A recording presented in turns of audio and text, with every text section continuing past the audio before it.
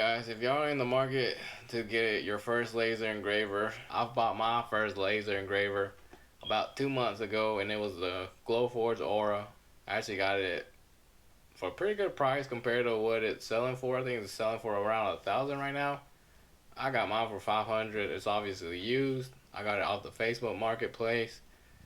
Uh, Messing around with my Glowforge, I've came up with 5 things that I don't like about the Glowforge, and it might be a deal breaker for y'all, and it might not. But for me, it's not a crazy deal breaker. It's just things that I don't necessarily like about it that I've realized now that I actually have it. Because I mean, let's face it, you buy something and you don't really know what you're getting yourself into unless you did a lot of research, which I kind of did and kind of didn't. I was just more excited about getting my actual machine. I had a certain budget that I wanted to stay under, and I ended up with the Glowforge. But enough with the yibber yabber, and let's get to number one. So number one for me is the limited workspace that it kind of has, and I'm just talking about height wise. I think the width wise really isn't terrible. Haven't really messed with anything that I need to do that large. Number two would be their subscription. So at the beginning, I did get a trial of their subscription. It gives you a lot of download files that you can use to cut, small little projects that are already made for you. You can just download it and make them right from the app or website. And then it has like small little features, like it'll save your settings for certain cuts. You can add like text, you can add shapes. Oh, and then one big thing that I noticed was file size. I believe when you have the subscription, you can put whatever size file you want in there, but when you don't have the subscription, there's a limit. And I don't know why they would put a limit to a file size when all you're trying to do is cut. You already spent a good amount of money on a machine. Why not just let us be able to upload files however we want or whatever size? But obviously it's a business and we can't help that. But yeah, I think the subscription is $50 a month if you're paying monthly, and I believe it's around $260 or $250 if you pay for the whole year. I feel like saving settings and adding text, I feel like that should be like a freebie at least, but to pay $50, I really wasn't able to justify it. I've been able to do different little projects without the whole file issue thing. So I just stayed away from the subscription for right now.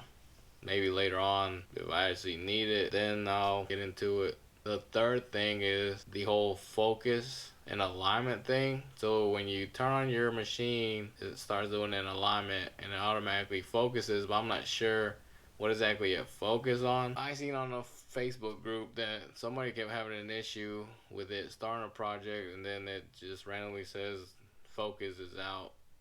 And I think some machines I've seen on videos where they can actually adjust the height and you actually have like a certain distance from the piece, but with this one you don't really know exactly where it's focusing at. So I'm not sure how that system works, but I'm not a fan of it because you don't really have control of what is actually focusing on if you don't really know if you're actually right on the piece that you have. The only thing that you can put in is the thickness of the material that you're cutting, and even if you got that right, I'm not sure how to 100% double check that the focus is on correctly. And then the fourth one, this one kind of pertains kind of to the prescription, but it's their software. Not as precise as I would think that it would be.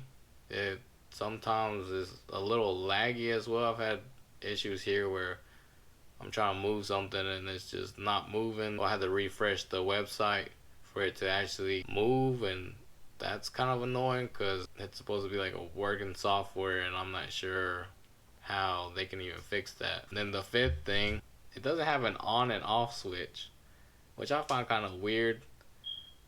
For some reason I'm not a big fan of like plugging and unplugging things from the outlet. You literally have a machine and you have to plug it in and plug it out every single time that you go to use it. I find that kind of strange, but hopefully with these 5 things, it can help you deciding whether you want to go with the Glowforge or if you don't want to. Like I said, I paid for mine and I'm not sponsored. This is like literally my personal opinion about the machine. I mean, maybe with me playing with it more, or maybe me trying out new laser engravers, I wasn't as bad this machine as I thought it was, because this one's probably worse, but I won't know until I get to that point. But hopefully this video is helpful to y'all in making a choice. Leave a comment below and let me know if you've had any issues, or if you have other things that you don't like about it, or things that you actually like about it. I'd love to hear about it. Thank y'all for watching, and I'll see y'all on the next one.